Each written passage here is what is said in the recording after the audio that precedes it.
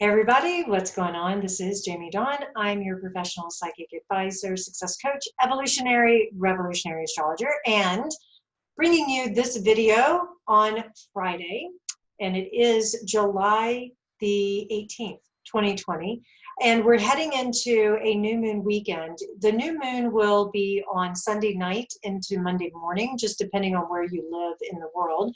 And we're going to already probably feel some of the effects of this new moon in Cancer. It's our second new moon in Cancer, and our first one was back in June. And so it's somewhat of a big deal because we don't get new moons in the same sign twice on a regular basis. And one of the things that I think is so powerful about this new moon in particular is that it is going to be squaring off with Mars still. It's not an exact square, but we're going to be feeling that tension that's happening.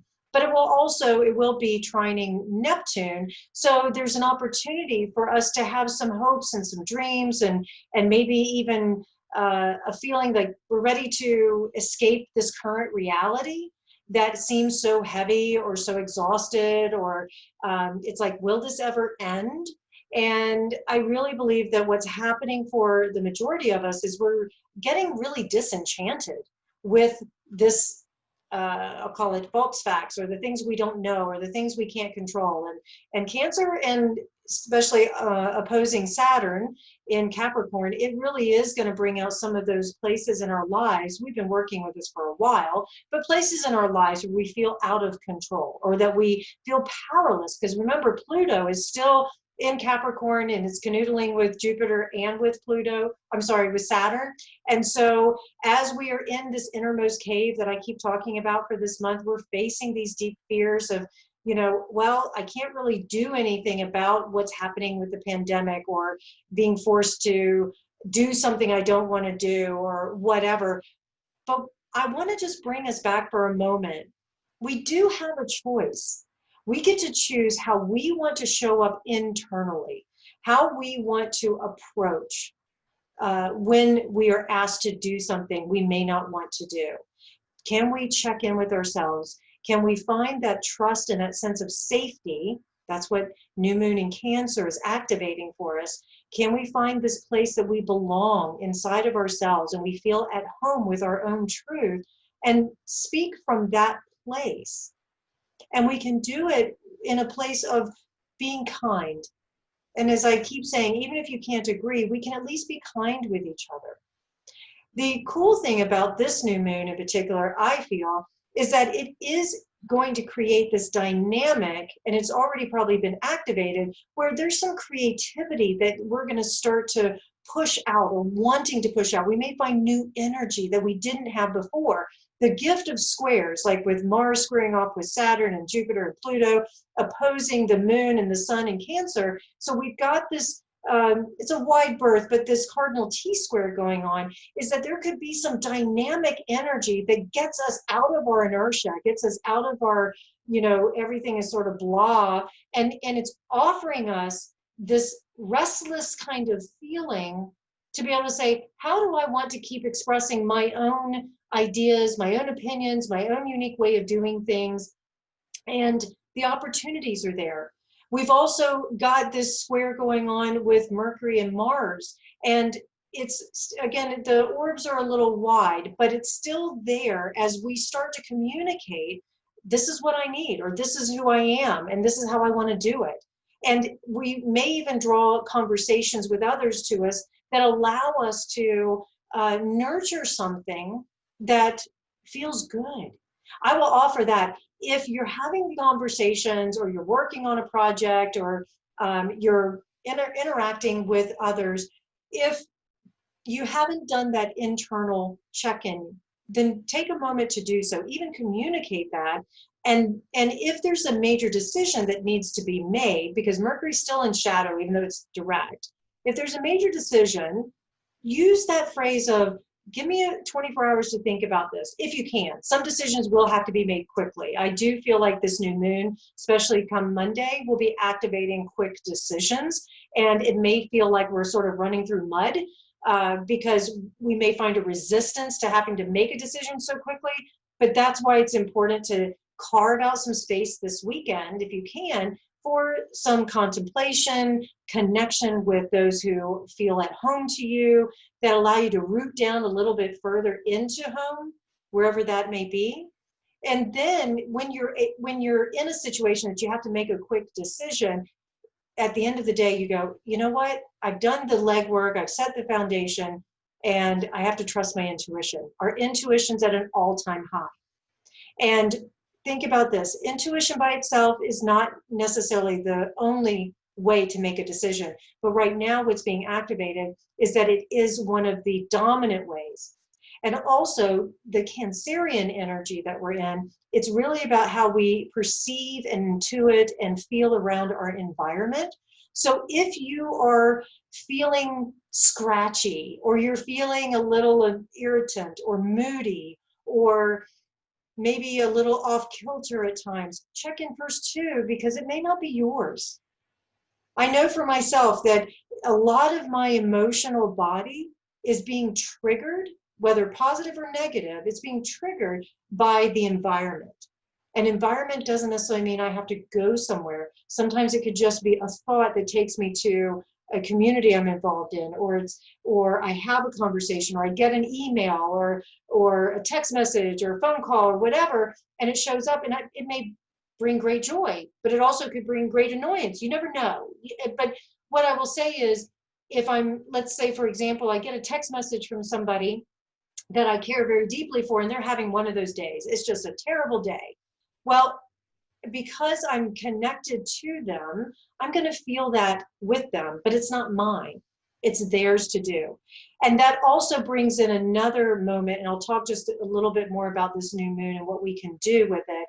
But I just want to bring one other piece into alignment with this coming week, and that is to really pay attention to how much energy, because of Mars being in its home sign of Aries, it initiates, it asserts, it can be aggressive, it can also drive us, it can be very passionate, and stimulating.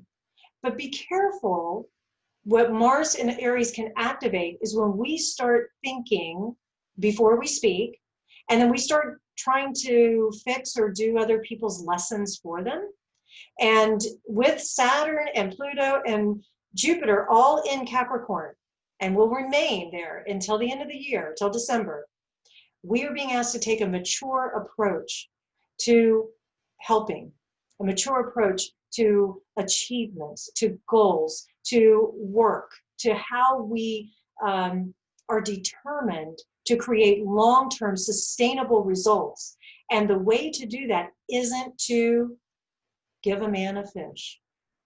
The way to do it, or a woman a fish, or he, she a fish, human beings.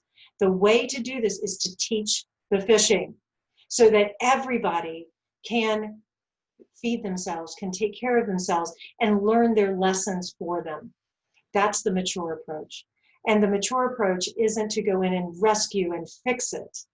Yes, we put a helping hand out when it's asked for, or when it's absolutely necessary. But that's that razor's edge we're going to be walking. And we're going to continue to walk for this entire rest of the year. But if we can take a mature approach to whatever is showing up for us, and that we're able to look at the other person or group and say, there's a bigger story, there's a bigger lesson, a greater vision here. And that my role isn't to fix it. My role is to see this person or situation as not being broken, but as being an opportunity for growth. That's where all these squares and oppositions are inviting us into. Now, working with this new moon, it's a perfect time for us to rest. It's not a time necessarily to initiate. So maybe Sunday night, there's a ritual of rest that comes in. Maybe you fast. Maybe there's a lot of water activity. And even that can be restful. You know, if water brings you great joy, it's very cleansing. I know for me, I love water, and it does allow me to release a lot of things, but it also opens me up to receive. And that's another thing with this new moon, especially with it being in Cancer. Consider it the womb, it's the mother. And so how do we receive that seed of creation that wants to be birthed next? Because we're constantly creating. And so as we are energy generators and we're creating all this beautiful new ideas and new projects and new relationships and new activities, how do you really want to show up? What are your hopes and your dreams? New moons are about planting these seeds. Plant them in the womb of the mother, the nurturer, the one who loves fiercely, protects. Know that you're protected. That's another thing that I just want to offer in this particular video, and that is, as we continue to come back to trusting ourselves, the protection that we can feel isn't necessarily protection against somebody or something, but maybe that protection is, I trust myself so fiercely, and I love myself, that self-care, self-love, self-acceptance, so fiercely and radically that I can actually show up regardless of what the world is asking of me, regardless of what I'm being berated with. I know that my center of truth, my identity, my spirit is fully protected because I'm doing my own internal work. So a lot of deep stuff. I know there's talk out there. A lot of astrologers are also pointing to this energy could be depressive. Yes, that's true, especially because Cancer Capricorn has a tendency, those signs have a tendency to have a more somber, deeper, kind of serious tone, that Capricorn tone. But Cancer has a great sense of humor. Both Capricorn and Cancer have a great sense of humor as well. So what we may work with is feeling those heavier feelings. But again, go back to trusting yourself of going, you've done so much work to get to this point. What are the tools that come out of these heavier, more somber, serious, mature feelings? They're just feelings. They're here to be emoted. How do I take those emotions and channel them into something maybe that could be nurturing? If you're in doubt, if you get lost in the weeds, if you will, if you get lost in the emotions and you think you're drowning, I'll use all the metaphors of water. If you feel as though you're drowning in your own emotions, then just stop and float. Let go. Stop trying to figure out why. Stop trying to understand. Don't let the mind take over and go, well, it must be because of this, or so-and-so did this to me, or whatever. See if you can't carve out a few minutes, maybe hours, where you just can be. Let the emotions flow through you. If it's sadness, if it's anger, if it's frustration, if it's joy, if it's abundance, whatever, gratitude, let it just flow, because every single one of us, I can say this, I feel confidently, every single one of us has felt the rise and the fall of the emotions, just like the rise and the fall of the breath. And this too shall pass. So please keep that in mind. And as I have found for myself, if this works for you, use it. But when in doubt, when you're feeling the most disconnected, the most emotional, the most overwhelmed with whatever is showing up, go and be of service. Find a way to connect with somebody that maybe you haven't talked to in a while that needs an encouraging word, or it just feels good to check in with them. Maybe you go and do an act of service, whatever it might be, find a way to be of service. And I guarantee you, it will bring you out of whatever state you felt stuck in, because your attention is no longer on yourself. It's on somebody else. That also is very Cancerian. How do we nurture others? All right, you guys, have such a great new moon weekend. I'm here. You can find me at jamiedawn.com once you listen, and I look forward to connecting with you next week. All right, have a good weekend, everybody.